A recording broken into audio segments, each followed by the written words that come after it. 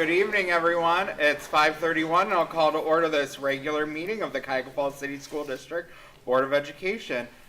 Ms. Toyko, you please call the roll.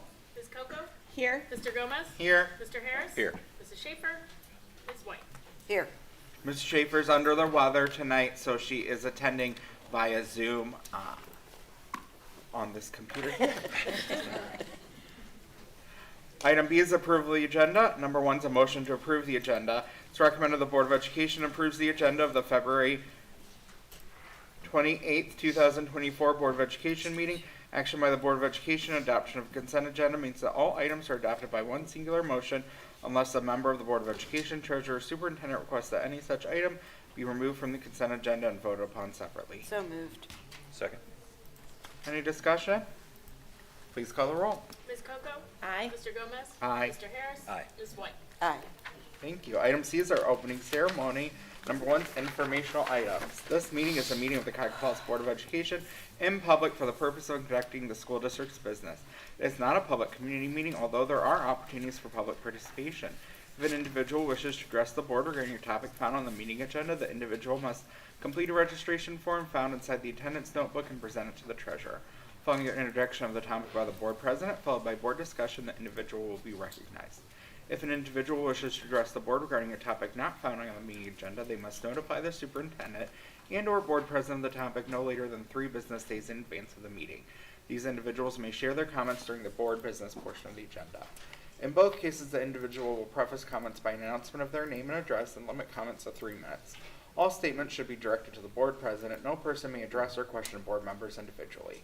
In addition, in public session, the board will not hear complaints about school personnel nor against any person connected with the school system. An unabridged board agenda for this meeting can be found on your electronic device at the address shown on the screen. And for your convenience, hard copies of the board agenda may be found on the table by the sign-in book. The next regularly scheduled meeting of the Cuyahoga Falls Board of Education is March 6, 2024 at 5:30 p.m. right here in the Cuyahoga Falls High School Library. Now for our Pledge of Allegiance and our welcome, Ms. White. Hi, if everybody would join me, stand in the pledge and join me in the pledge.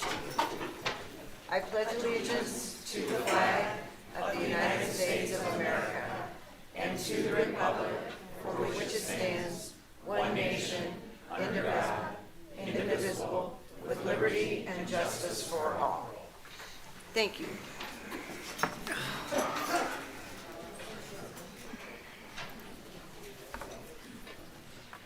Welcome. Our vision, Cuyahoga Falls City Schools, the hub of our community, committed to a culture of caring. We innovate, we create, we personalize education for all. Our mission is every student, every day, every opportunity. The board's strategic plan goals are as follows: school safety.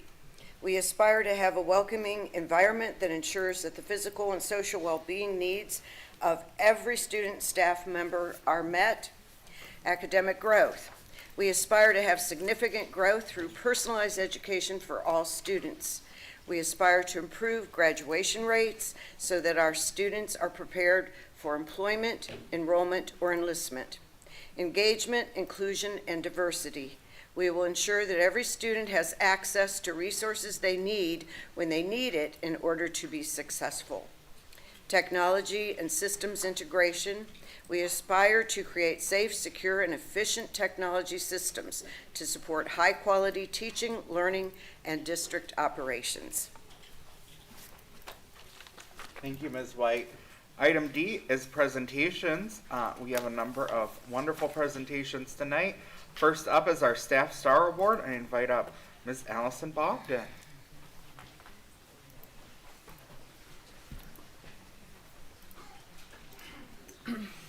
Good evening, everybody. Who are my top Tigers? Congratulations. Oh, you should be much more excited than that. I'm excited tonight. Before we get to you, we are going to recognize one of our staff members, and it's a very special recognition because they are nominated by one of their people they work with, or their colleagues, or their peers. And this month, we are going to recognize someone very special. Who's from DeWitt? Oh, yeah. Somebody very special. Their secretary, Trish Ricker. Could you come up here, please? Let's give her a round of applause.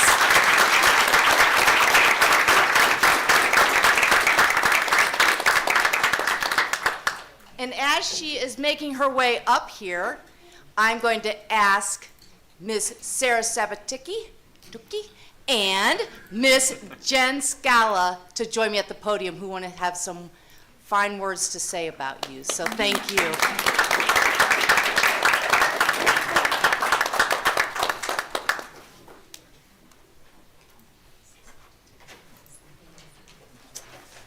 Just feel so honored to be up here to speak about Mrs. Trish Ricker. She is definitely the heart of DeWitt Elementary School. She arrives each day with a caring spirit and optimism. Her initiative and drive keeps DeWitt organized with a proactive approach to keeping our school running smooth. She supports all of our staff, families, and students with her caring demeanor. Her smile and kind approach to everything she does drives the positive climate at DeWitt. She is the anchor of our school who keeps us strong and grounded. I am so grateful for Trish and everything she does for each and every one of us every single day.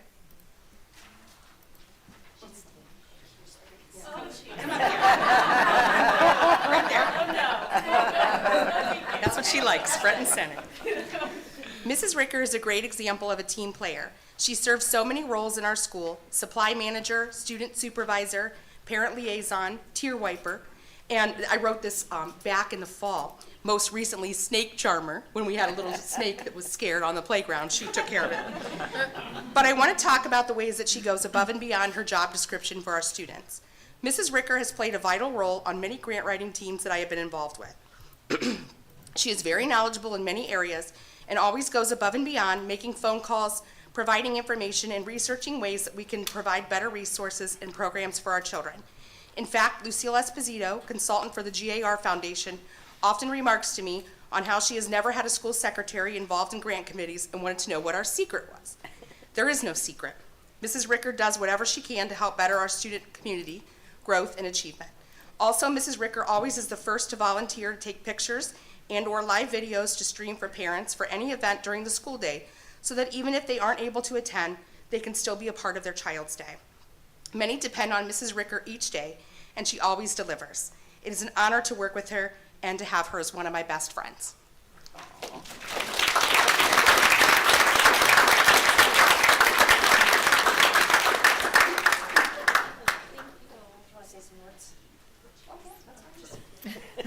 Thank you. It's wonderful to be a part of the DeWitt family. I'm so happy to see my top Tigers still continuing on into middle school. I thank you, my board, and all my friends that I see who help me every day when I have a problem. Thank you very much. I couldn't do it without my wonderful leadership team and my amazing teachers. Thank you.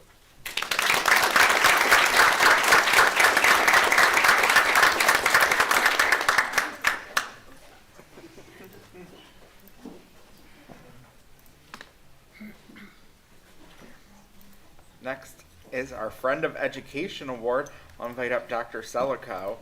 Our Friend of Education Award is a special award the Board of Education gives out to honor those people that don't work for us. They're not students in our district, but they're people that we can't do this without. People in our community that go above and beyond in what they do for all of us to make our district what it is. And so we're so honored to get to honor our special Friend of Education this evening. Thank you, Mr. Gomez. Good evening. Good evening.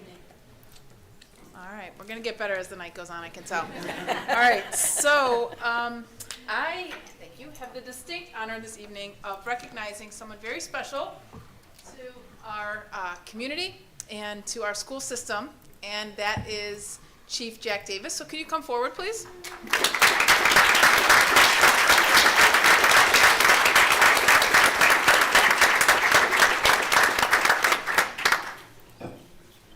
You're going to have a lot of celebrating the next few days. You better get used to it, mister. Come on. He's got a lot of big things coming up I'm going to share with you. So I'm going to give you this now, so you're going to just hold on to all of this. I don't know if you've ever had one of those.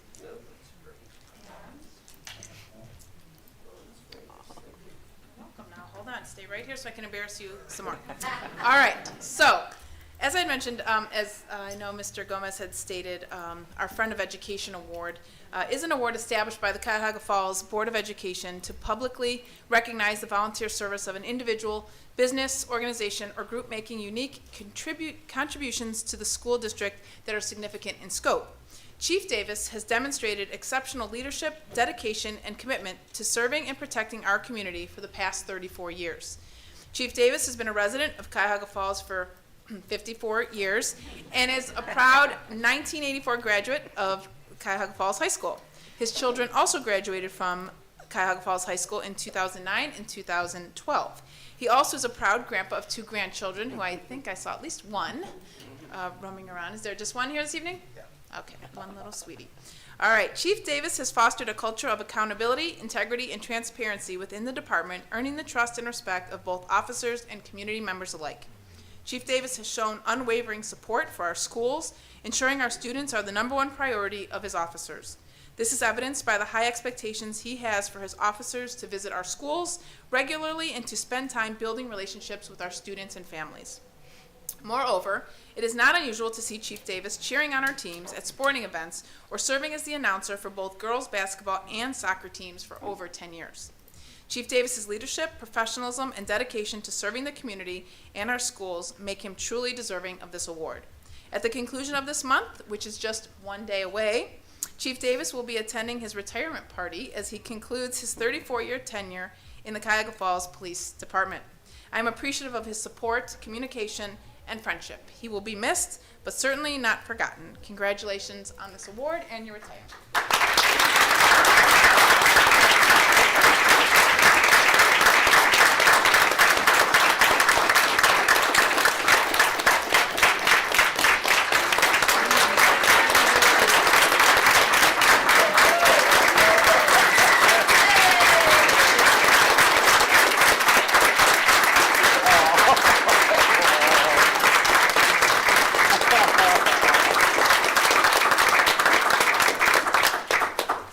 Now I feel bad. It's been a blessing. I get to work with great people in a great city. I'm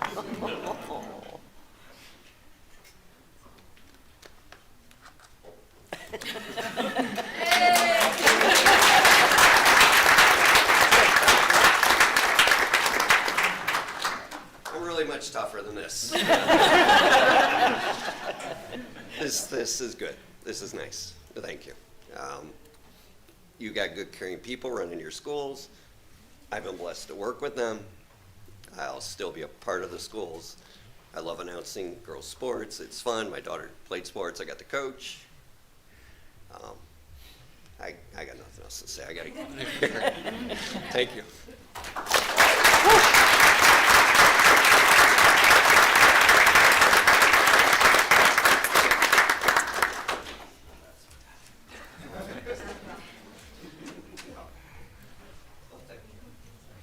I just have to add, in my previous day job, I got to work with Chief Davis on the regular, and his sincerity and humility is just astounding, because when you think of the things that he has to deal with on a regular basis, and just his ability to stay so sincere and so humble in the face of all those things, it's just really astounding. But I'm fortunate that I still get to see him, because he only lives a block from my sister, so I get to see him and his wife when they take their strolls past my sister's house every evening, so I'll still see you around. And then next up, we get to celebrate our top Tigers, Dr. Selico. All right, I'm back. I didn't go very far. All right, is everybody ready? Excited? All right, let's see some smiles out there. Be ready. Okay. All right, so let's talk a little bit about Top Tiger and what that means for those of you who are new to this. How many of you have had a child before that has gotten this award? Anybody want to raise your hand? Excellent. That's wonderful. All right, so Top Tiger is an award given by the Board of Education to students from each building each month. The students are chosen by various staff members in their buildings, and I get the distinct honor of reading each one of those nominations. I'm going to ask students to pay particular attention, all right, especially whoever goes first. We're going to see if you can follow these directions. No pressure. So I'm going to call your name. You're going to come forward, and you're going to stand here, much like Chief Davis did and Ms. Ricker. And I'm going to read a description about you from your teachers. And then you will come over here. Ms. Stewart is here. You're going to get a picture over here. And then afterwards, you are also going to head across. After everyone is finished, we will all head over to the cafeteria. We'll ask all the Top Tigers to go forward first. We'll get a group photo. And then afterwards, parents and guardians, family can come in and take pictures as well. All right, so let's see how we do there. All right. I want to also add that this evening is really possible by many donors and community sponsors that really help contribute. And one of those big contributors is the Cuyahoga Falls Schools Foundation and Alumni Association. And I just want to thank all of them for their partners who really encourage our students to be the best that they can. And I know that Mr. Metcalf is here this evening. He's the executive director of the foundation. So I'm going to ask him to say a few remarks, and then we will get started. Thank you, Mr. Metcalf.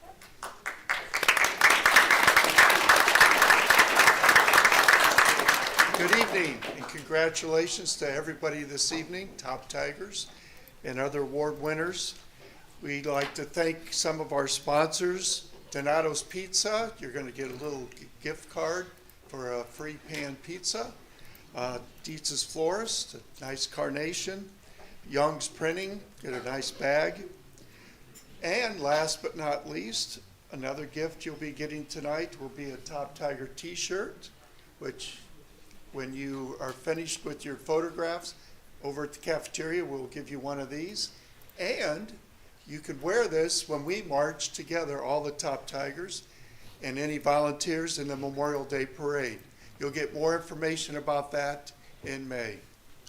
A few words about the foundation. We started way back in 1983 with $500, one scholarship. In the past 10 years, we've awarded over $1 million in scholarships to our seniors. We also help with class reunions. We honor distinguished alumni. And in the last 10 years, we've awarded over $45,000 in teacher grants. One thing, we cannot do this without our help of our alumni and friends of the school system. We thank you.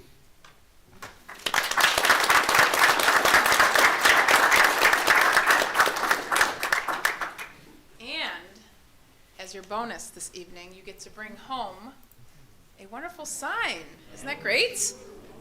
So this will go home with you. You can display it in your yard or in your window, wherever you would like. Those are compliments of our Cuyahoga Falls Teachers Association. Mrs. Carlisle is here this evening, so she was part of that idea. So we're appreciative of that. So really have something to look forward to. That'll be fun. All righty, here we go. Sometimes I feel like an auctioneer when I read these because there's so much reading to go on. So I have lots to see if I can make it through without a sip of water. And Mrs. Coco, are you helping me this evening? Okay, we have Mrs. Coco here to help. All right, boys and girls, we are going to begin with DeWitt, our first student. Let's see if we remember all those directions I gave a few minutes ago. Clayton Hawley. Clayton.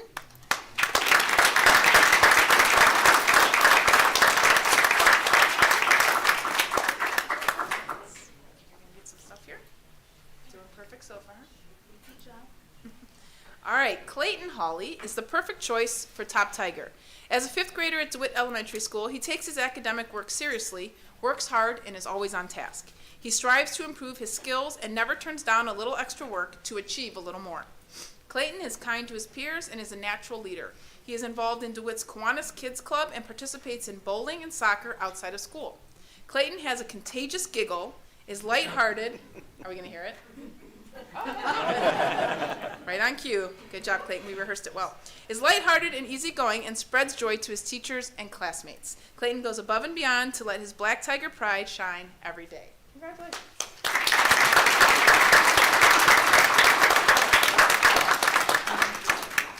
This may sound familiar.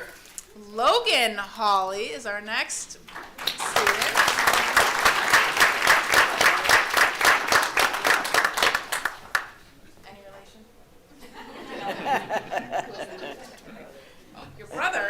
Your twin brother, oh, I did not know that. Twin twins we have this evening. How exciting. All right, Logan shows exemplary black tiger pride as a 5th grader at DeWitt Elementary School.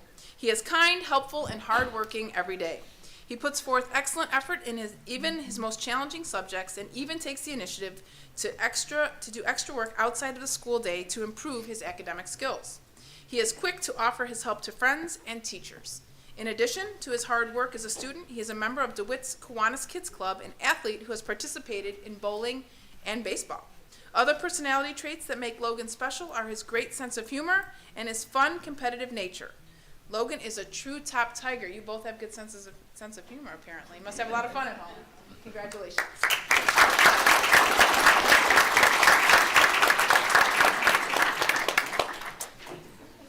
All right, next we have students from Lincoln. Daniel Fettler.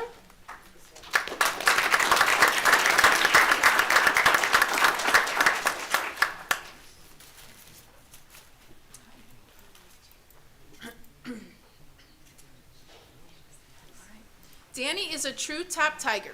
He is a very kind student and will go out of his way to help anyone that needs it. Danny works very hard in school and always wants to improve his learning. He shows his black tiger pride multiple times a day. He is a great role model for all students at Lincoln. Congratulations.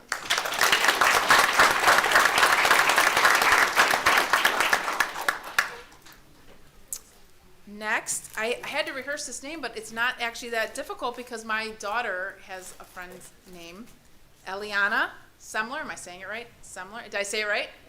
Yes.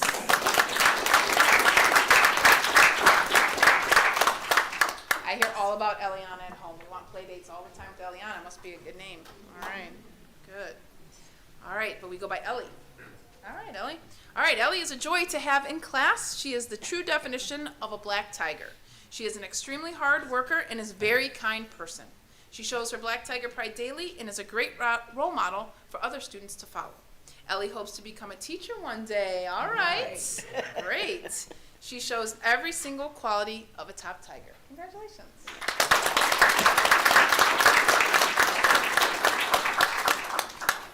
All right. Moving on to Preston, we have Ariana Dorch. There you are. The lady in red. I'm showing my age. That was a song long ago. You have no clue, but it was a good song. It's beautiful. All right. All right. Ariana is excited to come to school. Ah, see, some of you know. You know what I'm talking about. Just outed yourselves of your age group. All right. Ariana is excited to come to school. Mrs. Elijah describes her as an enthusiastic learner who works hard and does her best every day and is here this evening. She is very strong in math, and she is a student who shows black tiger pride and helps her friends to succeed too. Miss Bittner says that Ariana is one of her most creative art students. All right. She also shared that her favorite thing about Ariana is how kind and patient she is at all times. Great job, Ariana, and congratulations. Look at you.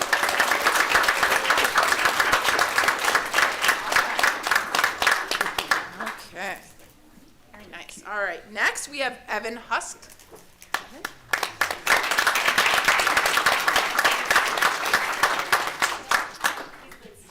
He's been sick. Okay. We have a couple students that are going to come next time. I believe he may be one of them. So I'm going to move along because we'll read about him next month. But congratulations to Evan from Preston. All right. And next, we have from Price, Kia Doherty. Doherty? Kia? Kaya. Oh, Kaya? Kaya. Oh, one wrong.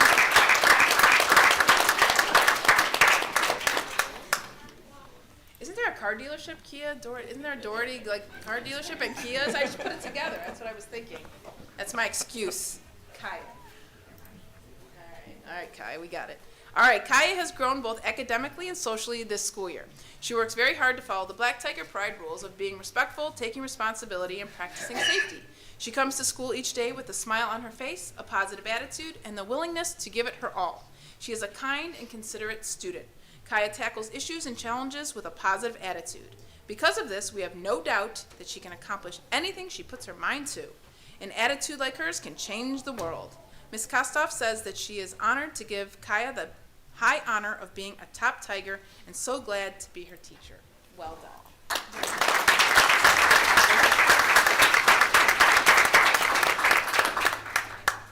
All right, next from Price, we have Jace Summerfield. Jace.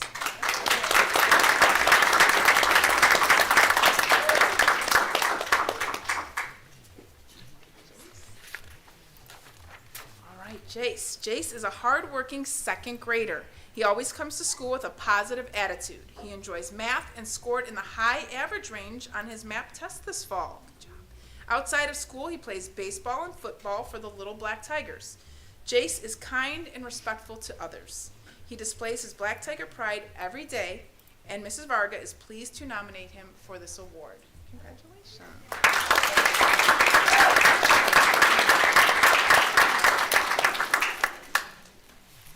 All right, moving along to Richardson, we have Savannah Gamble.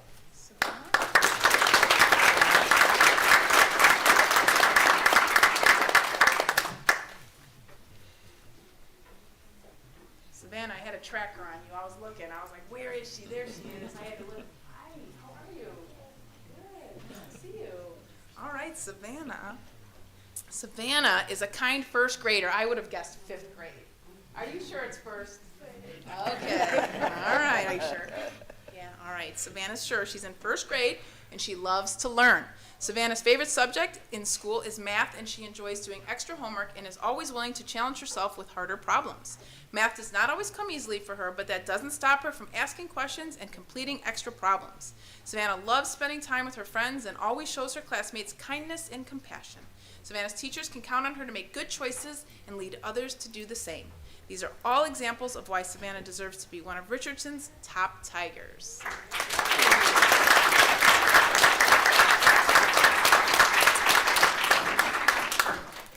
Also from Richardson, we have a student that's going to come next time as well, and that is Benjamin Riggins. So congratulations to Benjamin, and we will award him next time.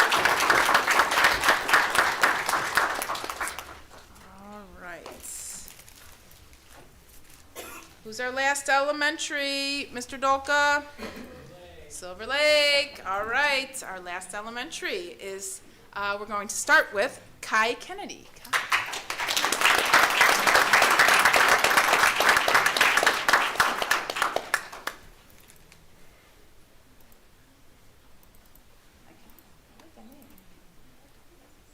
Kai Kennedy, that's got a nice little ring. All right, Kai.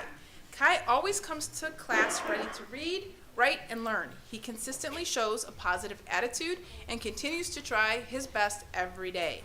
He is not only building his own confidence in class, but also his peers. Kai always has a smile on his face and is an amazing student. Where's your smile? You look very serious. Let's get a smile. There we go. I knew I could get it. Congratulations.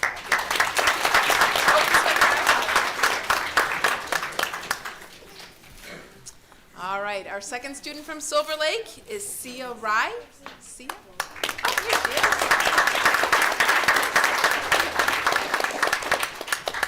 Congratulations. All right, Sia.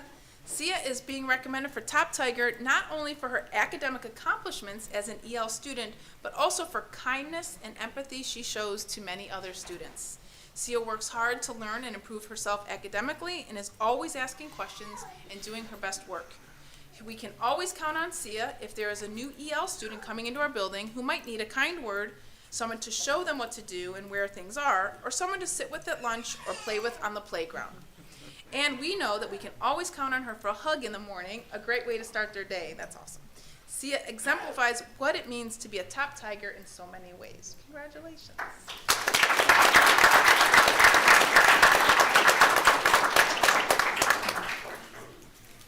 All right, moving on to those middle schoolers. All right, our first, you waiting for, is it your brother? Is that why you've been giggling? It's you? It's you? Okay. All right. At Bullock, we have Ian Durfee.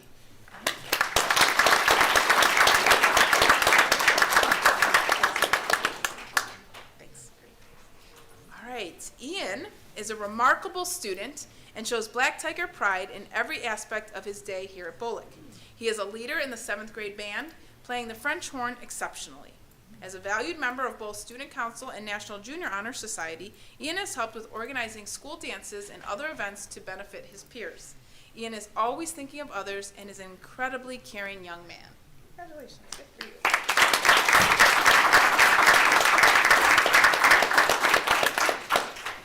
All right. Next, we have Madison Thompson.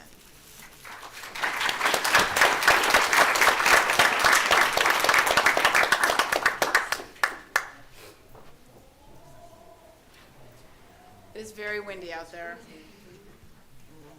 Kept me up all night. Hi, how are you? Thank you. All right.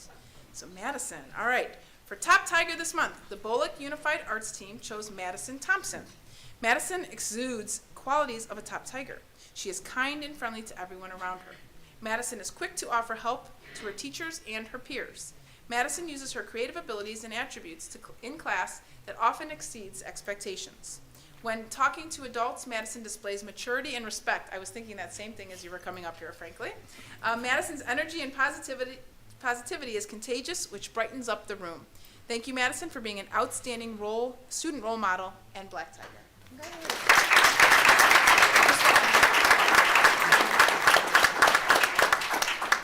All right. Moving on to Roberts, we have Ryan Lowe. I knew it.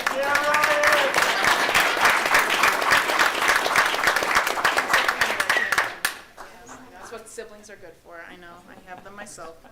All right. Ryan is a valued member of the Roberts Middle School community. He is caring, conscientious student who is a pleasure to have in class. Ryan can often be found helping other students with their assignments and also at times helping them to stay focused. Congratulations, Ryan, for being a top Tiger.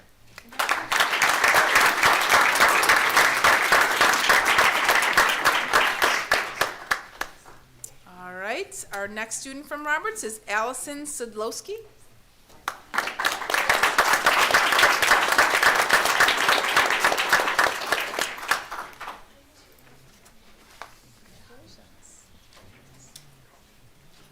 We have an Allison on our team that we call Allie as well, so she go by Allie? I see that here. All right. Allie has gotten multiple positive recognitions this year as a student who truly exemplifies Black Tiger pride. Her math teacher, Mr. McKay, stated, Allie is just the best. Every day, no matter what is going on in class, Allie is focused and doing a great job. She is excellent every day. Her social studies teacher, Mrs. Carr, said, Allie is so quietly kind, but her actions are loud in all the right ways. Thank you for your sweet heart, Allie. As you can see, your teachers are excited that you are one of the month's top Tigers for Roberts Middle School.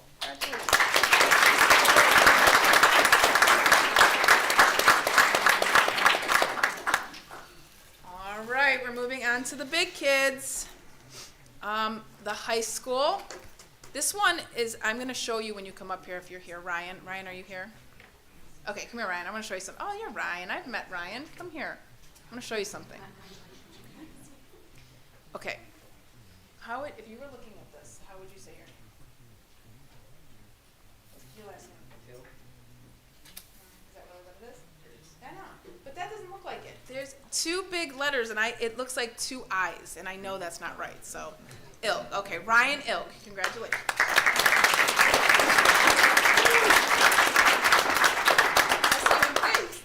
You were in the 1X. See, I recognize you. All right, very well done. Ryan exemplifies our health and physical education expectations by maintaining a positive attitude, always putting forth his best effort in all of his classes, respecting others, and following safety practices, rules, and procedures. Ryan is a senior who is actively involved in the theater program at school, having performed in the fall play. Told you. Ryan has worked at Acme for the past 2 years while keeping up his studies at school. After high school, he would like to continue his education and pursue a degree in criminal justice at Ashland University. You have quite a blend of things. Excellent, well-rounded. Congratulations.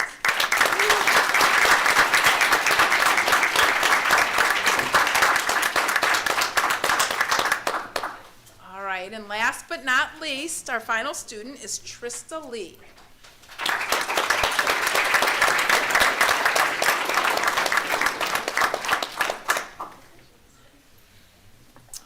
Trista Lee is a student athlete. What sports?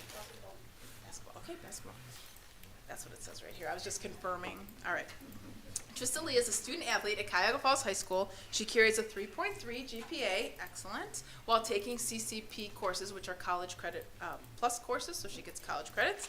She is a member of the varsity basketball team and senior executive committee. Trista is a very supportive and gracious student in these roles. Outside of school, Trista works at the Basement Restaurant and enjoys drawing, shopping, and playing basketball. Congratulations.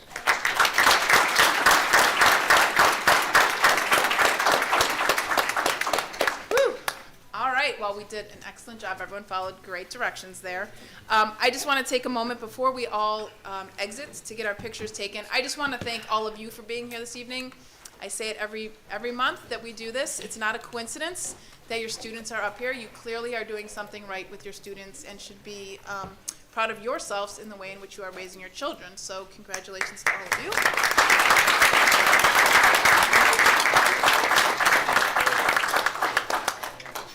Not an easy job for sure. We all know as parents it's not an easy task. So congratulations, you shall be very proud of your children. We are going to head out. Chief Davis and Miss Ricker, we're also going to get your pictures. We'll do those first, I think. So if you can head out. And Top Tigers, we'll head right across the hallway. Thank you.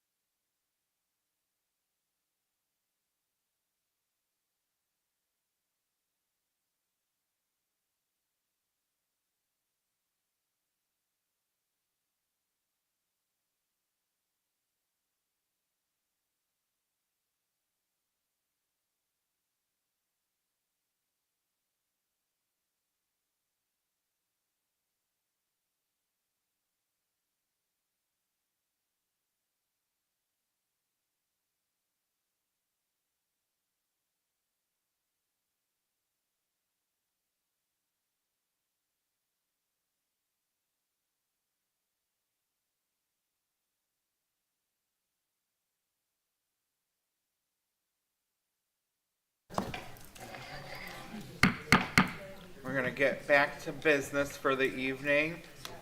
Before we move to presentation number 4, we just want to acknowledge that there's been a lot of difficult moments over the last 2 weeks since we last met in our district, and we didn't want to acknowledge that while the younger children were here because we don't know what their parents have or have not chosen to expose them to, and we didn't want to force them to expose them to anything that they have chosen not to.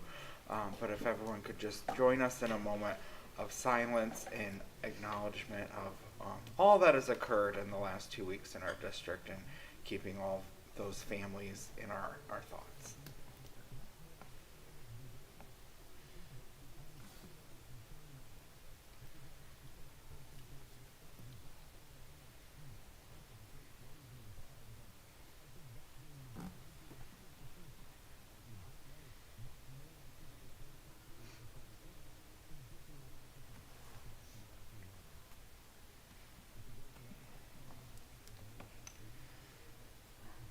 Thank you. And with that, move to presentation number 4, curriculum department update, Mrs. Hausman.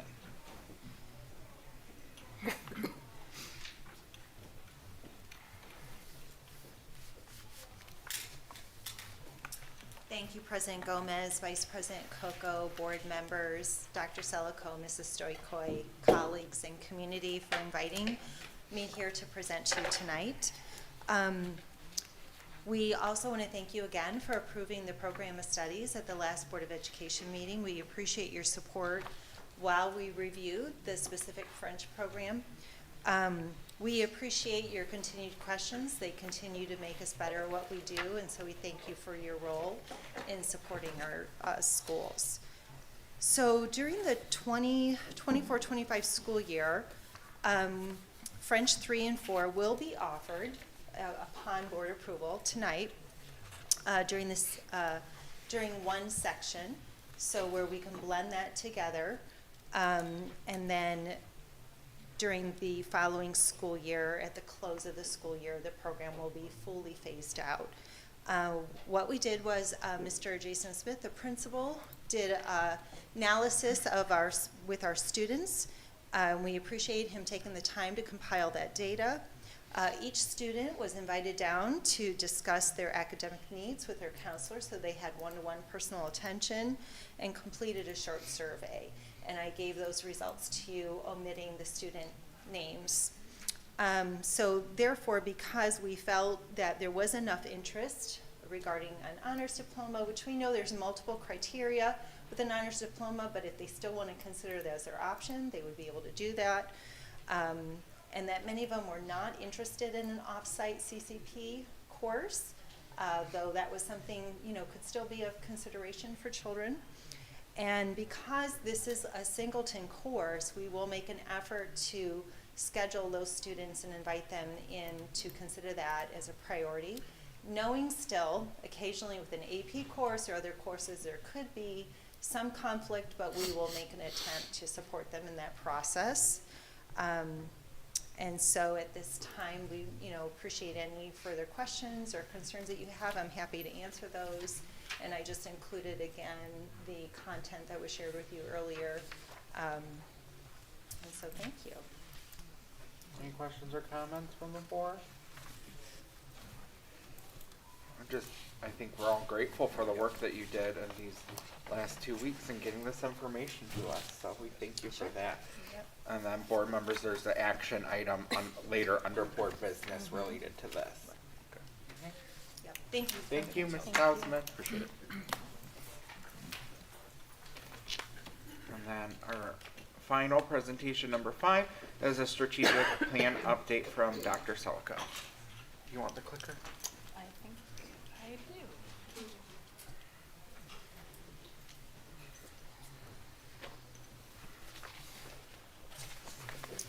All right, good evening once again. Thank you for the opportunity to share with you our updates, sort of to set the stage a little bit. I do have some colleagues in here tonight that, if there are additional questions that I can't answer, that they can chime in because they've been doing the work. I'm just reporting out on the work that they have been doing and that I'm grateful for them for doing. So with that, I did not state again our goals. I will just kind of capture them quickly. I'm just gonna test this out for a second, which one it is. No, don't do that. What does that even say? I can't even see. My eyes are terrible. Gosh. Should wear my glasses. Okay, thanks. Actually, do you mind doing it? Absolutely not. Thanks. I'd be happy to. It's too much work after a long week, long month. All right, so want to again just reiterate what our goals were, just briefly. Our academic goals relative to curriculum were around our graduation rates and looking at data to help inform some of our decisions. Also looking at interventions along those lines and a systematic approach for teachers to use that data to improve their instructional practices. So I'm going to talk a little bit about that. And the Board of Education, again, was looking for personalization of education as well as improving our graduation rates for our 3 E's, as we know, employment, enrollment, and enlistment. So what I'd like to do this evening is just provide for you a little bit of an overview of the work that we've been doing and talk a little bit about next steps. So originally we had this plan and the years were on there, I think ending in 24 and we're starting in 19. Is that what our last dates were? But it spanned a few years, and then with new leadership, new board members, we thought we would step back just a moment and make some revisions to that plan, and really have been working on it a little bit most of last year and again this year, and then realizing that it's probably time for a fresh start in starting the process yet again. So with that, just to provide some updates on what we've been doing, we were able to, as a result of some of the things that tie in again to our goals, one, creating a data calendar, which is just a way in which organizing our testing and how we measure the success of our students and using those as benchmarks, et cetera, to drive our instruction. We have structured our TBT, BLT, and DLT just a little bit differently. With the help of, through negotiations, we were able to negotiate a schedule that allowed us, afforded us the opportunity to have time carved out for our TBTs and allowed the teacher-based teams, for those of you here in the audience, to have time to talk to one another about various things, students, instruction, progress, et cetera, strategies. So we were able to do that. Our BLTs, we've refined just a little bit, and yet our district leadership team had we have streamlined our focus there, and that is around the teacher clarity work that you have been informed of and provided information under the leadership of Mrs. Hausman, and that also led then into our standards-based instruction, and just sort of taking a step back, assessing where we are as it relates to our knowledge of standards, talking about power standards, what are we teaching, when are we teaching it, trying to bring all of that together. So while it is a little redundant, admittedly, we are being very intentional about embedding that and instilling that knowledge and getting used to our standards a little bit more, just really deliberate about focusing on those. And so that's been proving to be successful, and we're continuing that work all year long and actually into next year, where that is our focus. We also are just working on building a stronger Tier 1. For those of you, again, in the audience, Tier 1 is just the general instruction in which we expose all children to. So we are looking at improving that before we even look at interventions for students. We also are looking at, for formalizing our MTSS process, so the multi-tiered structured systems of support. And that's just an umbrella in response to intervention. You've heard of RTI, perhaps, response to intervention, again, similar. But this also embodies the social emotional supports as well as positive behavior support. So it looks at academics, but it's also looking at the whole child. We have been building each of those components, and we'll begin to put together an MTSS framework. Mrs. Siemens, her previous life did a lot of work with MTSS, and was your title MTS coordinator? I can't remember. So that fell under your umbrella. So we're glad to have her knowledge in this as well, and she partners a lot with Mrs. Hausman. Those two are often found talking about this kind of stuff, right? So also we're going to, one area will be addressed is our equitable access to our tiered supports via building level schedule modifications that we'll be making, common instructional minutes across grade levels. We're looking at all of that as it relates to equity as well, and a schedule that promotes acceleration and other opportunities on our new campus. So just exploring all of those things. Our summit, our graduation, we're looking at the root cause analysis. So when children don't graduate, we want to look at why. And if we wait too long to look at the why, it'll be too late.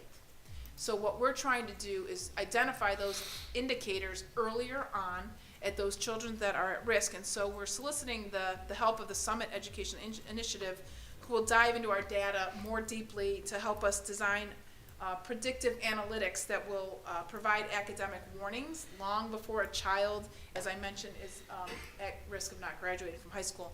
And we expect to receive that first draft of the work this April.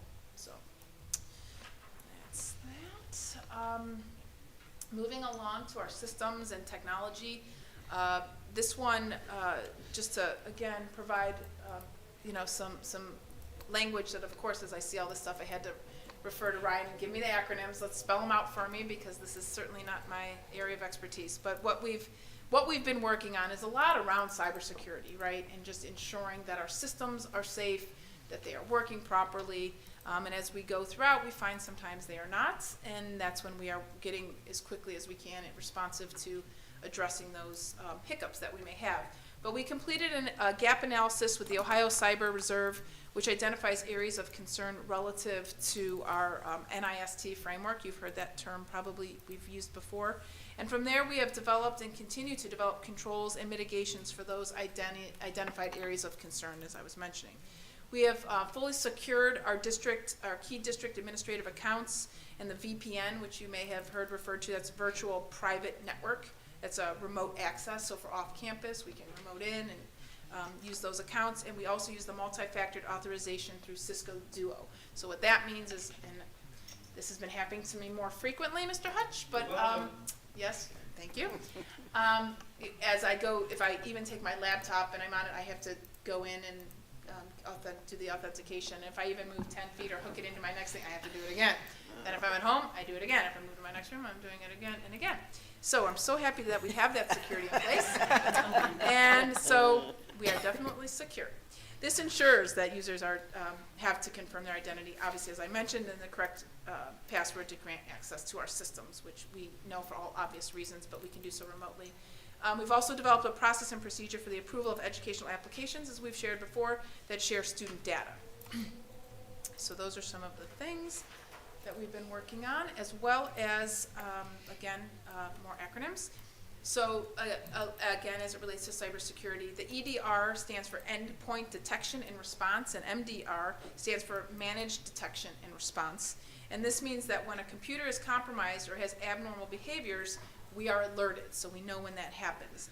In addition to those alerts, a third party reviews those alerts, and in problem situations will quarantine or remove devices from our network, and they will do that 24/7 every day of the year. Can I ask a question? Yes. How often does that happen? Fortunately, rarely. We've only had one truly alarming situation, but it was great in that situation. I had the computer was offline. I had a phone call and an email within minutes. Okay, thank you. Similarly, I'll just make a side note on this. In light of, the recent circumstances and around just safety in general, whether it's related to a bomb threat or a child that's alarmed or is vulnerable for some reason, or put something into the computer that is a red flag for us, like the word bomb or guns or shoot up the school, any one of those things, we are alerted immediately. And it just went into effect the other day, and we were right on it, and the parent, unfortunately, of the student, but recognized and was so thankful, even though it was her child, and it wasn't anything serious of a threat, but was just so impressed at how quickly we were on it, like literally within minutes. We saw the flag, the principal was able to go to the room and just see. But again, all calm, nothing to be alarmed about, but it does work. We also continue to work to create efficient systems within our district. As we know, including streamlining platforms when possible. Other examples include revamping our district phone service and improving procedures between HR and IT. And actually, a lot of integration takes place even with the treasurer's office and HR, so we're trying to integrate all those effectively. The challenge is finding the right tools and what we have in place and how we can get those ones that we have in place to work better for us. So we continue to automate the staff account life cycle in the way we have done the same way similar we've done with students. And this has proven to be a very complex task, as Mr. Hutch has reported to me. We have evaluated multiple solutions and our current potential path forward involving working with Strategic Solutions and our current student automation partner. So there is still some work to be there, and hence the word challenges, because we are struggling to find the right tools that we have to make all of those things happen. Next, we have communications and our DEI-B work. Here we have I just want to point out some things that we've done with communications, because at the end, and I was remiss in giving you our goals. I apologize for the last one. Safety, and just to go back again, I apologize, but for the security, our district goals were around preparing for the NIST cybersecurity and then categorizing existing systems to make our data recommendations. So those are our goals. And the other piece then, as we move into communications, the board goal there is that we will have a team looking at systematic ways to ensure that we are, well, for you, I will give yours first, I apologize. We will ensure that every student has access to resources they need when they need it in order to be successful. So that ties into our DEI equity work.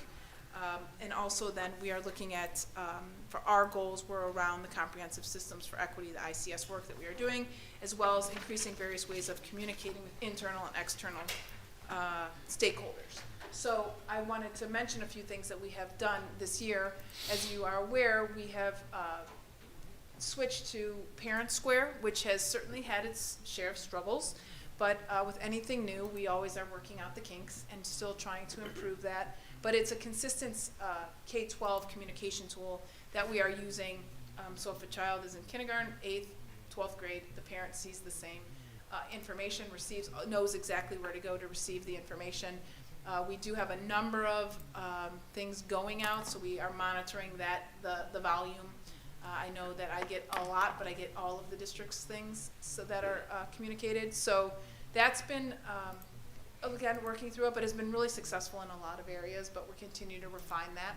We also, as you are aware, have our Roar and Tiger Tales newsletters. Roar is our external newsletter that goes out quarterly, as well as Tiger Tales goes out monthly, and that is our internal communication tool for informing our staff of what is happening at central office.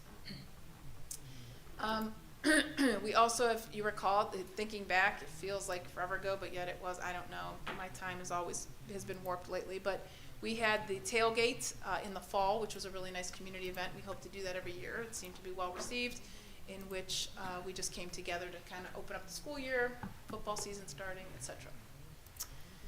Also, moving along, we have this weekend, we have our Culture of Caring Expo to be held on March 2nd, and Miss Stewart's been working on that. We've been having numerous meetings just to make sure that we have all of our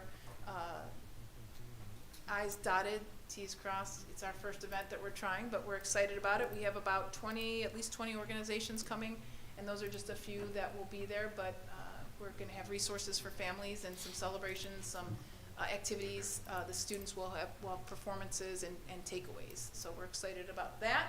And that is from 11 to 2. So that will be this weekend at the Natatorium. Okay, as it relates to our DEI work, we are in the process. We have a draft of an equity policy ready for the board to review. We shared it, but we have not been to our policy review meeting yet, so we have to have some discussion there to get feedback from the board and refine that, and eventually ask for your consideration. We had taken place in our reboot training and coaching, so we know that what I learned last year is that there were some, not necessarily inconsistencies, but we needed to sort of restart. It really, COVID put a wrench into our plan, and so there were just people at different spots in where they were at in their understanding of equity and the work associated with it. And Cameron has really been, fighting that fight and leading that charge, but really, time is not a friend to any of us. We all are competing for time to get in front of our staffs for professional development from various topics. So this is one that we've been trying to put to the forefront. So we've rebooted. We have training and coaching models in place, and we have been continuing the work on the modules, and we have some professional development coming up here on March 19th and April 8th, which, as I mentioned, I think last time, finalizing some of that, kind of have a nice shell put together for leading that professional development, and we'll provide you with an overview. And like I said, you're more than welcome to attend some of that. It will be really great stuff. We're tying our identity work with our implicit bias work and tying that into our classroom and how that impacts our instruction. So we're taking all the equity work with and implicit bias work and kind of folding that into that. So trying to tie it all together to show our staff the connections. And again, as I said, we're still focusing on the modules of equity. And that's the upcoming PD that I just spoke about. We look into the future to do some building equity audits, which are actually kind of telling. You're looking at data and disproportionality and looking at different race, ethnicity, gender. You're looking at all of those things and how they're represented in specific courses, discipline, special education, etc. We also are looking at continuing our work with discussing equity and how it fits into instruction and our staffing, as well as in our interview process, recruitment, trying to bring in more minority candidates, more folks that reflect our student population, and also learning more information from those that do leave us. Why are they leaving us? So looking at putting together some exit interviews. And let's see, lastly, we have our safety and security, and again, our goal there was related to the SAVES Act, if you recall, the two portions, one being kind of the safety, other being the social emotional well-being and threat assessment teams and all of that. And the board has been very clear about aspiring to have a welcoming environment that assures the physical and social well-being of every student and staff member are met. And that is clear. That was clear from day one when I met all of you, and it continues to be true today. So in this, what we have been working on, much of it you are well aware because we've been touting it as we've gone along, but we've been focusing a lot on our reunification plan. We have a good plan in place. We're going to start carrying through on actually acting that out and what that looks like if there is a tragedy. And then our safety assessments and audits you're well aware of that we've done through the state as well as locally. We've had some major improvements to infrastructure, as you're aware. We hired a coordinator, which we know has proven to be very valuable, as well as our monitors in the high school, which I know Mr. Smith has been appreciative of. And the transportation stop finder is something that we're rolling out now, which has been really helpful. I know as a parent, I don't have access to that for my children, but I know I would appreciate it knowing where the bus is at all times and what bus stop. And so when we have buses that will be late, parents have access to the app that they can see where their children are at all times. So that's a nice safety feature. And then we have been really focusing on the threat assessments and the CSTAG. It's a training that's nationally. It's been around for quite some time, but our staff has been trained. All of our administrators have gone through that. And now if there is something that there is a threat, the child makes a threat, we assess that. Similarly, if a child is in distress, that's the word I was looking for earlier, distress, that we are able to also assess that risk and put in appropriate next steps. The suicide and violence prevention and social inclusion, we've spent a lot of time around this. We are in classrooms talking about it. We have Erica's Lighthouse, which is for our 6th graders. We have our Signs of Suicide, which is for our 7th and 8th grade students. And then our 9th through 12th, we have our Sources of Strength. And then the Start with Hello is for students in grades 6 through 12. So our counselors, our teams have been in there. Our social workers have been working. Our whole SEL team has really been instrumental in bringing these things to the forefront and teaching our students about each. And then what we're learning is that we need an electronic warehouse. This came from Ms. Merkel. She said she's been great about keeping track of who has certain trainings because we have to. But it would be nice to have a warehouse. We're just trying to figure out what that would look like that we can just access and say, okay, these people have been to training, these people have not, that kind of thing. And I think was that my last slide? Oh, no, it's not. Okay, next steps, that's right. So moving forward, so that's sort of a recap of what we've done. We recognize that we've accomplished most of what we said we were going to accomplish. There are certainly things that may still be in process that we want to continue on to next year. Some of them I mentioned here tonight. But what we really need to determine, and not tonight, this is not anything, I just want to kind of plant some seeds with you to figure out our next steps and how we want to proceed. And for me, the questions that we have what our goals will be. I know we have a retreat coming up in April. That probably is a good time to have those discussions. Are we going to have focus groups? Are we going to have a consultant? Are we going to do it internally? What will that process look like, and what would you like our timeline to be? So we will follow your lead, working collaboratively on that. Again, for those here, this is the board's plan, and we get to do the work towards it and report out.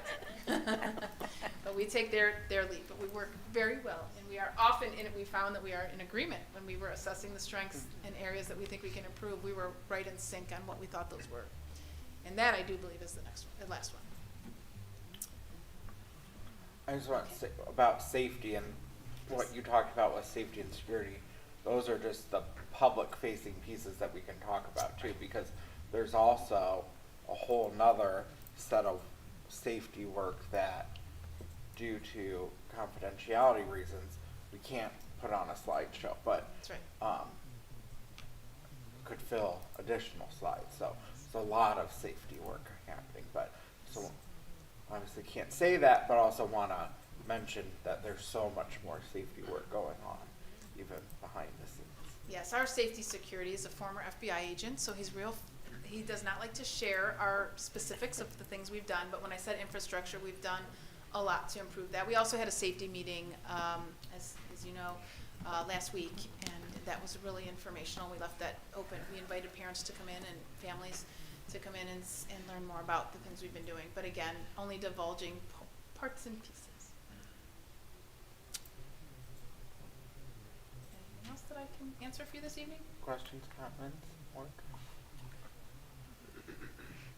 Just thank you for all your, that's a lot that has been accomplished in 1 year, it's hard to contain it all on a few slides to present here, but really thank you and all of you for everything that We you've have to done look and out all there. the work Yep. that you've Yep. been doing. Yeah. They really have, but I appreciate all the work of all of them. It's easy for me to kind of just lead and give them direction, but they do it, and they are held accountable in our conversations every month. We sit at the table and we go through and see what we've done and what we haven't done, and they're real troopers about it and have done great work. So thanks, team.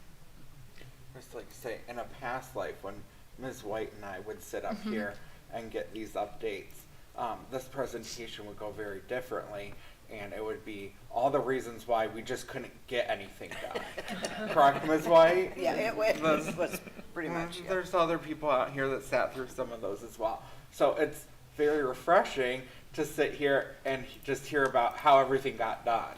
And because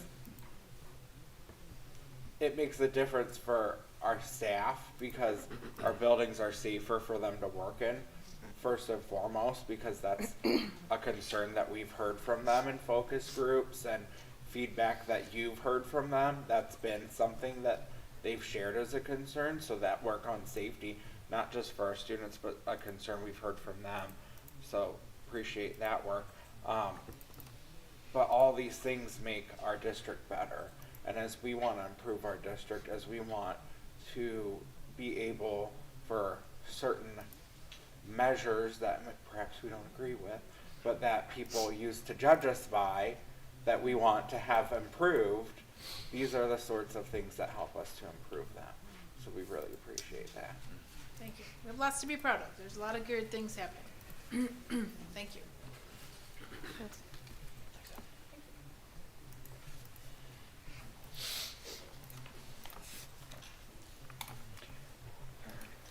Item E, Treasurer CFO's Business Consent Agenda, Ms. Stoikoi. Thank you. I'd like to recommend that the Board of Education approve all items listed in the Treasurer's consent agenda. So moved. Second.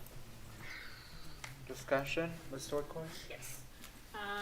Couple of things, the annual amounts and rates, those are sent to us by Summit County, the Budget Commission, and it is required every year that we accept those.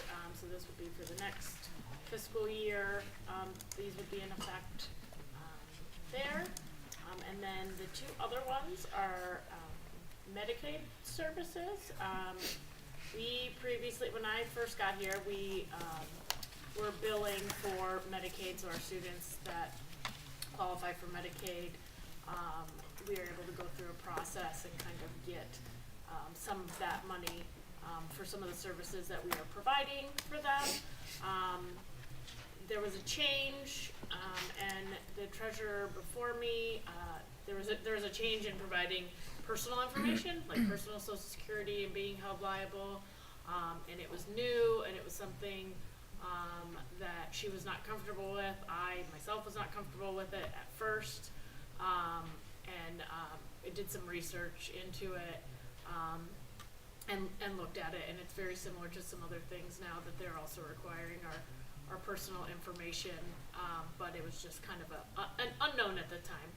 So we will be going back to doing that. In the past, we received probably about $200,000 a year for this, so I can't say whether or not that will still be the case. It's been at least 5 years. So one of these services is for the people that help us with the billing of those and go through everything, and the other one is with Julian and Group, who currently does our ACFR, does our regular audit, and we're also required to do a Medicaid audit then on these services, so they will do that as well. And then lastly, just donations, as always, just a thank you to all the people that donated to the different programs and buildings in the district.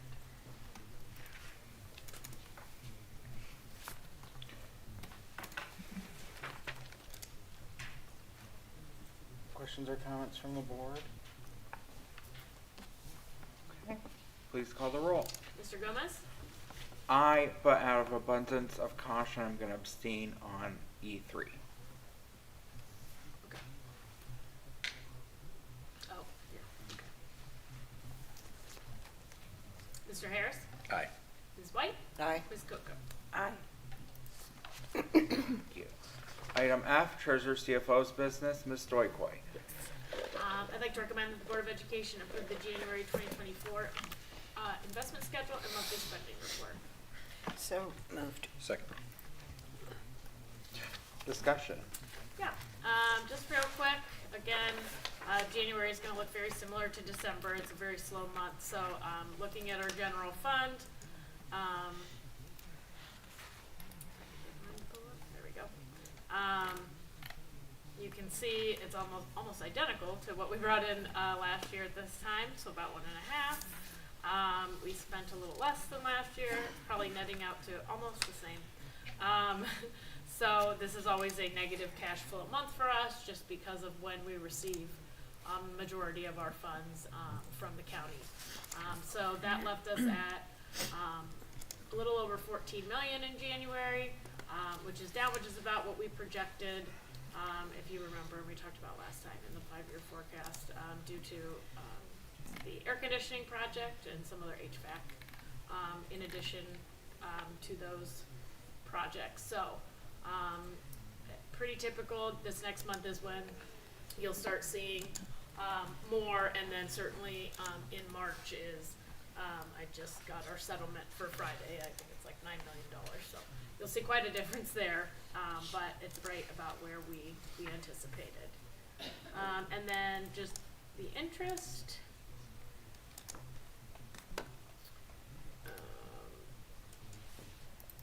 Again, pretty good month. Cash balances are obviously going down a little as we're in the construction project, and obviously in these December and January months, our cash flow isn't as high, so there's not as much invested, but still, good months, 277,000 overall.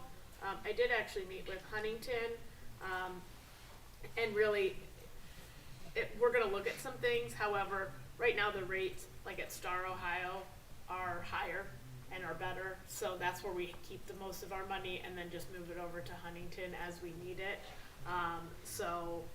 Right now it doesn't make sense to move any more over to Huntington because we're getting a better rate, but they are looking into potentially switching one of our accounts to gain a little bit more, at least on what little bit is in there, in that sense. But right now, where we have them between Red Tree and Star are giving us better deals than what Huntington can do just on the, you know, day-to-day basis.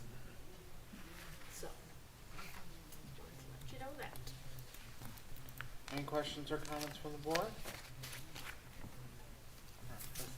Thank you for staying on top of Huntington. I appreciate it. Please call the roll. Mr. Harris? Aye. Ms. White? Aye. Ms. Coco? Aye. Mr. Gomez? Aye. And your comments? I can't believe it's March. I'm like so. It's like Not yet. I don't know where February. I know, but I don't know where February was. So yeah, I know. So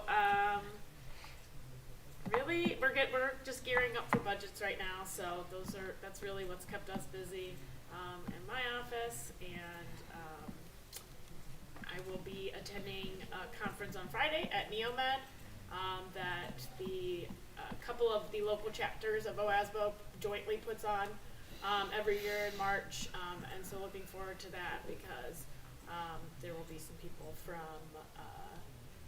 BOE, and Red Tree will be there presenting, and a number of other people that Katie Johnson will be, who was just named the next new director of OASBO. Oh. Yeah, so Jim was the former leader, and he is now the leader for ASBO, so at the national level. Jim Rowan is, and so now Katie is taking over for Jim and is going to be the leader for OASBO, which is great. She's awesome.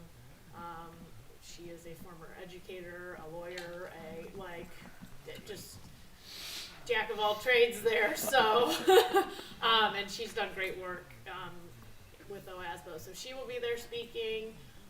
So hopefully hear some things on some of these tax potential changes, property tax, and what's going on and where we're at with that. So hopefully next meeting I'll have something.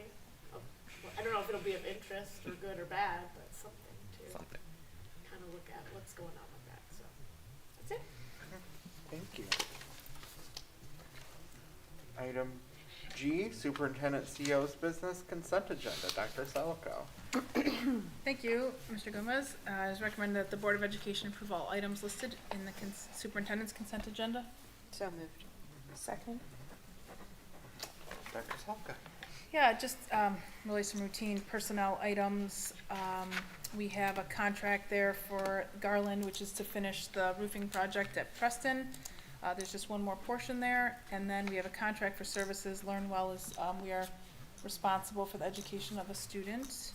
And then lastly, defer for our gifted identification service plan to Mrs. Hausman for some comments. Yes, thank you, Dr. Selico. We just updated to include that we're able to count service to our gifted students who are identified that are in AP courses this year. We've been doing some training this year, and so we were able to add that into our program. And then again, based on the previous advisory committee, who we're meeting again with next week, just to stay fresh, we'll be adding more services as we continue. Thank you.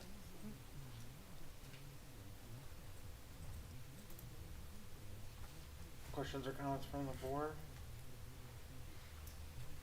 Will that require us to rewrite the WEPs for those students? We did. Okay. We would actually, we already started writing those. Okay. So yes, good question. Okay. Sorry. Okay.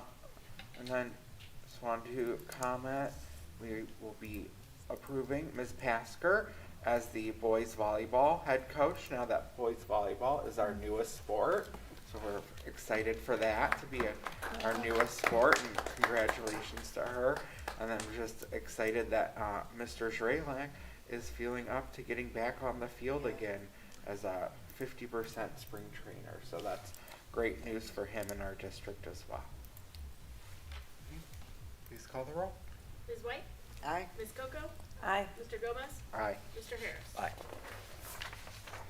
Item H, Superintendent's Business, your comments? Yeah, thank you. I think I'll refrain from just saying all the things that have been going on. But with that said, Mrs. Stoiko is wondering where February went. Whew, I hope down the drain soon. It has been a challenging month, not just as a leader of the district, but for the team, that sits before you. They also endure quite a bit. We've had some tragedies, as you've mentioned, and it takes a toll on everyone. And we take for granted that maybe, administrators are not superheroes, and sometimes we think we are, and we're not. And so the work that they've done has been just so commendable over the last, actually the last month, but really over the last couple of weeks. The Student Services Department, Mrs. Merkel, just really have been so supportive to our families, and not only that, but then the supporting cast. So we've sat through many conversations in cabinet. We've had numerous cabinet meetings. They turn into more and more time together, just supporting one another and listening, letting each other vent, and I think that's been helpful. And so I'm appreciative of the work that they've done. And so I just want to commend all of them. And we're going to get through this. We're a team. We're a family in the district, and we're going to weather this, and we're going to be there to support our families. And that's it. Thank you. I think as a board, we want to echo that in a special way. Thank you. And Yes. I know Mr. Elder and Mrs. Merkel have really led a lot of this work as well.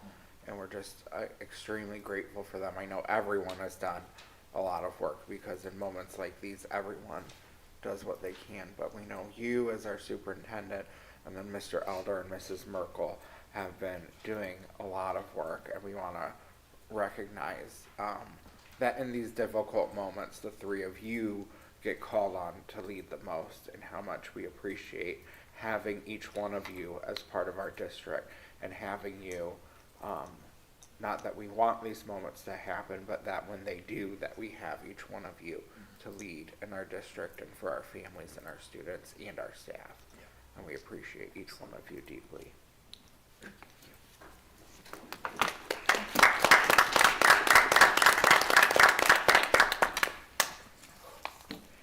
That item I, board business, number 1, program of studies, addendum for French. It's recommended that the Board of Education approves the addendum to the Cuyahoga Falls High School program of studies for the 2024-2025 school year. So moved. Second. Any discussion? No, just glad it's back for those few students that need to have it, so. Thank you. Please call the roll. Ms. White? Aye. Ms. Coco? Aye. Mr. Gomez? Aye. Mr. Harris? Aye. Thank you. Number 2, future agenda items. Are there any other future agenda items at this time? Okay. Thank you. Number 3, committee reports. 612 core team, did the design team meet, or did that? We did, yes. Okay. I'm sorry, I have to think. We actually did. We talked about a plan for the furniture.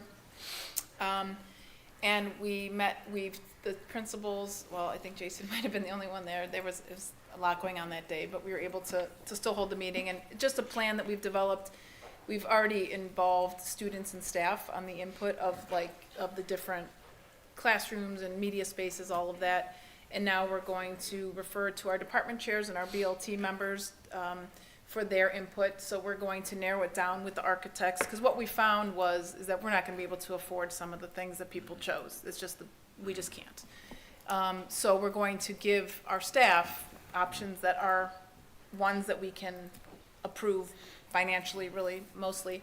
And so they will have a chance to, they have a plan, the principals have a plan to share it with those leaders, and then they will share it with their teams and bring us back with some feedback on selections. And that's, again, classroom furniture, et cetera. Thank you, and I appreciate that even if it's not what they originally chose, that you're still giving options so they still can have a voice in the process. Yeah, many of them are what they chose. It's just that, because we're narrowing it down from maybe they chose 8, we're going to give them 2 or 3, But I've said from day one, and we will continue to involve the input of those that are using them. I am not ever going to sit in a child's chair or a teacher's desk, so they get to sit the voice. And board policy does still need to meet. Hopefully we'll be able to in March. And then coming down, anything from legislative, Mr. Harris? Yeah, there are two pieces of legislation I just want to cover real quick. There were two new education bills introduced in the Ohio House recently. House Bill 408, which would require public schools to provide meals and related services to students, even beyond the changes made in the latest operating budget. If you remember what that was the budget said it would provide no-cost meals to any student who qualifies for reduced price or free meals. So that was House Bill 408. Oh, sorry, another piece of that. This bill also prohibits a requirement that a district discard a meal after it has been served because of a student's inability to pay, or publicly identify or stigmatize a student who cannot pay for a meal as well. The second piece of legislation introduced seeks to increase the base teacher salary to $50,000 per year statewide. That is House Bill 411. That would be an increase from the current base salary of $35,000 for teachers with a bachelor's degree. Teachers with less than a bachelor's degree would have a base salary set at $43,250, while teachers with 5 years of training but no master's degree would start at $51,900. And teachers with a master's degree or higher would start at $54,750.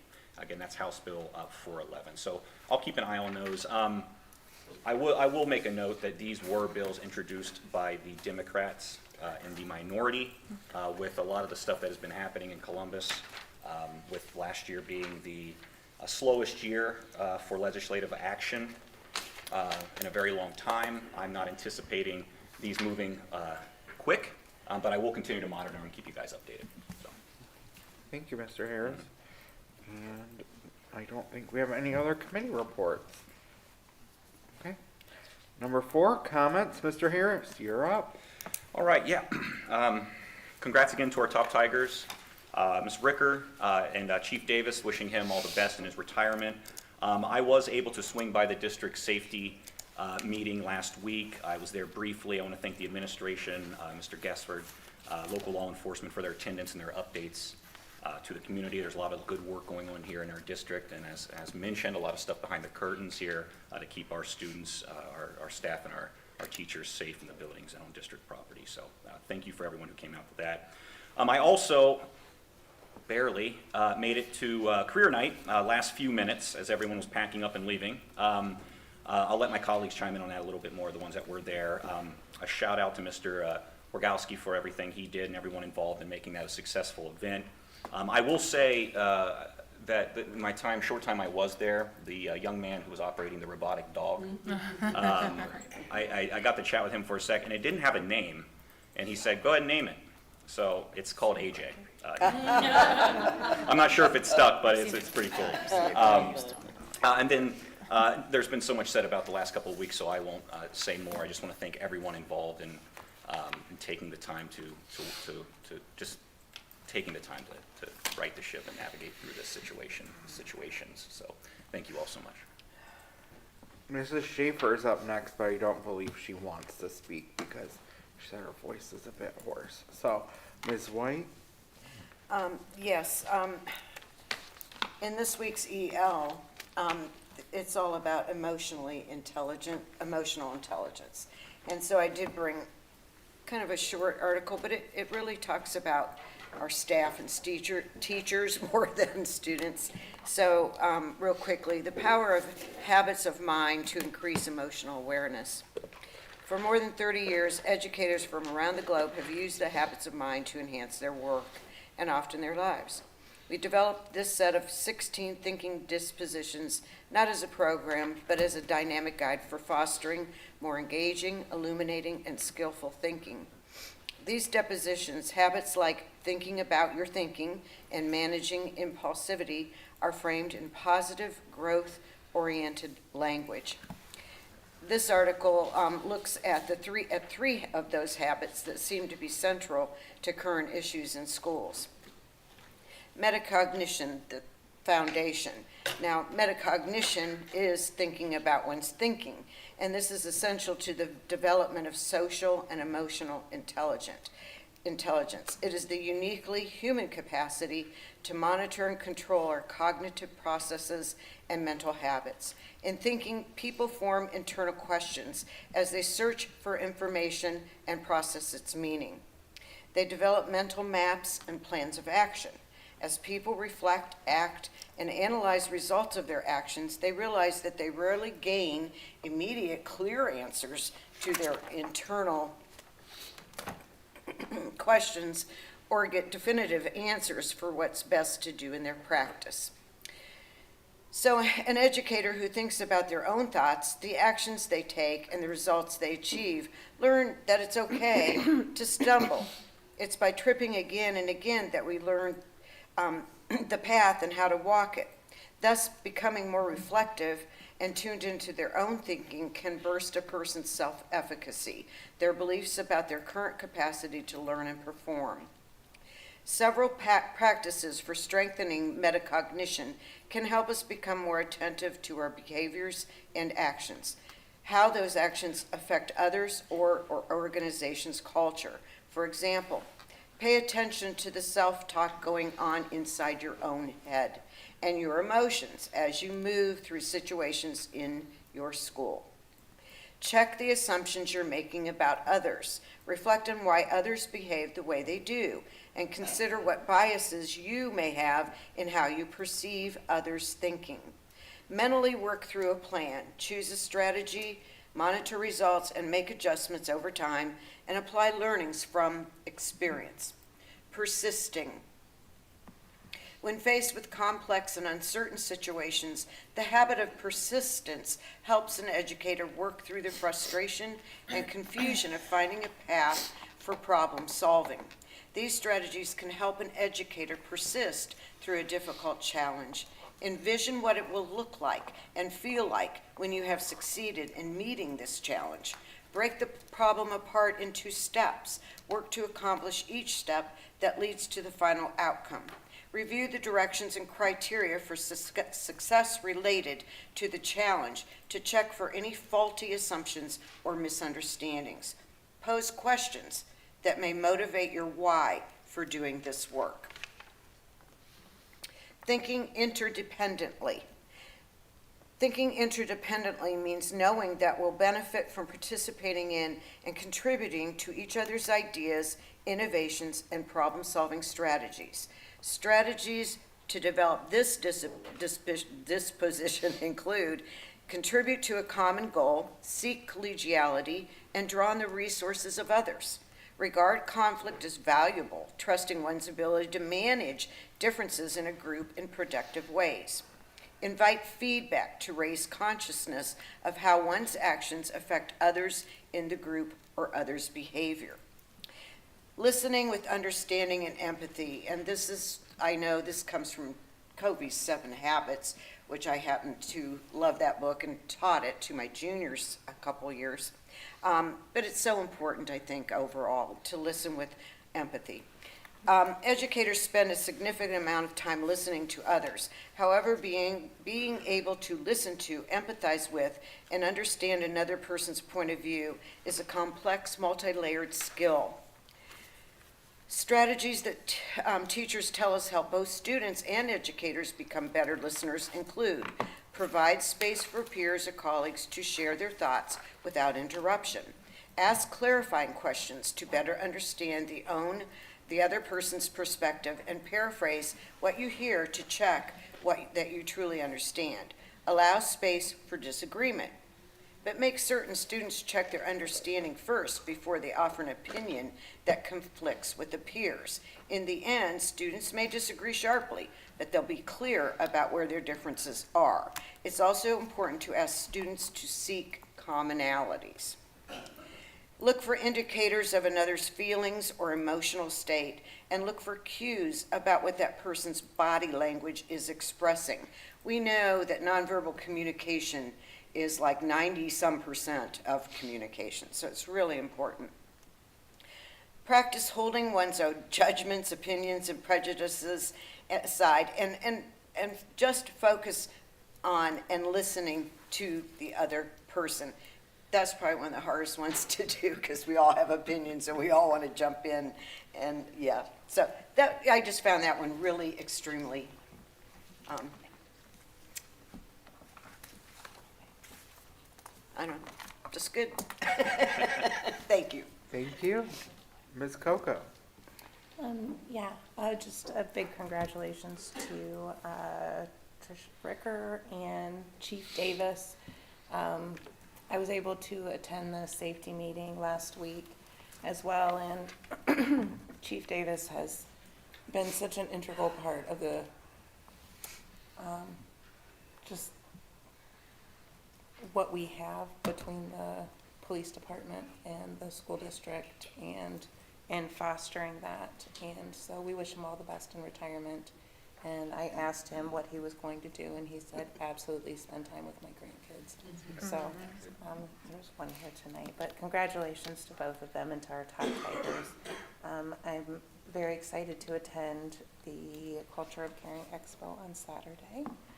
And not going to say a lot more than that, other than just it's been a rough month, and a couple weeks here in our district, and I just wanted to relay what actually Mr. Elder said to me last week when we were talking, that a lot of times as leaders we're taking care of everybody else, and you don't stop to take care of yourself. So I just want to thank everyone here for what they've done, but please take time for yourselves as well after the month that has transpired.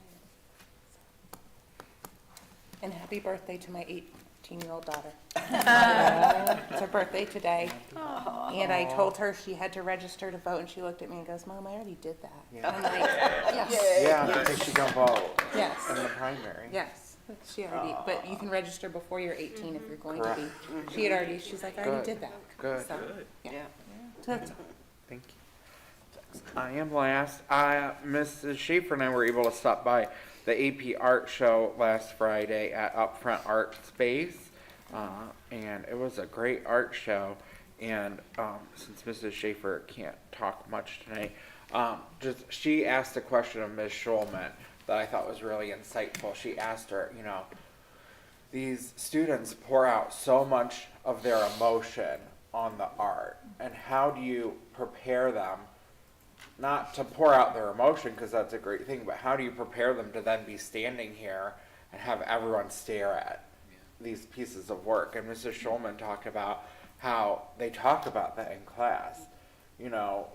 Anything that you do, people are going to see, and you're going to see people seeing it and reacting to it, and just how wonderful that is, like that perspective, and how you wouldn't always think about that. So shout out to Mrs. Schaefer for having that insight. I was also at career night as well as a board member, and my job was there, so I got to do double duty, and our kids did a great job asking questions, and so that was really fun as well. And then lastly, certainly a lot of difficulty, but I also want to reflect on the strength of our community and just how tight-knit we are.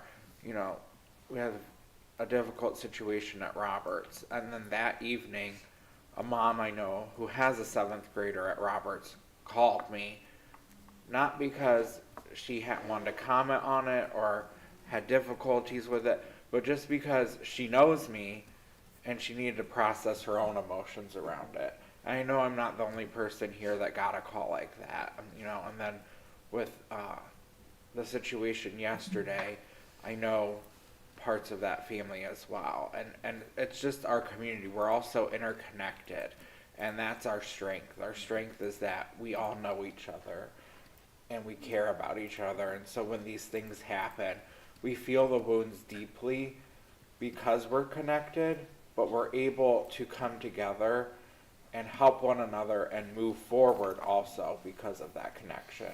And in the weeks and days to come, we will do that, and we will move forward together, and we will give people the support they need and the space they need to grieve and to suffer and to feel the pain that they need to feel so that they can move forward. But it's that connectiveness and that care that we have for one another that gives us our strength.